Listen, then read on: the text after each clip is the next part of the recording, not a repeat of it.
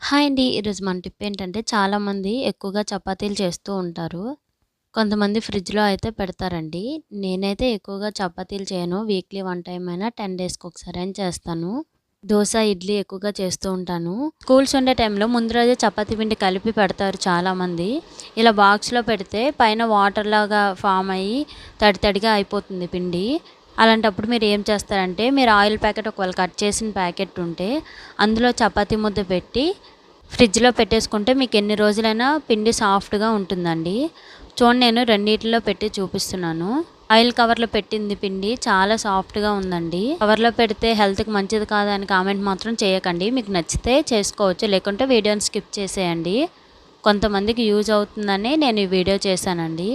ఎందుకంటే చాలామంది డైలీ చపాతీ చేస్తూ ఉంటారు. అలాంటి వాళ్ళ కోసం ఈ వీడియో యూజ్ అవుతుందని అనుకుంటున్నాను. వీడియో మీకు నచ్చితే లైక్ చేసి మన ఛానల్‌ని ఫాలో అవ్వండి ఫ్రెండ్స్.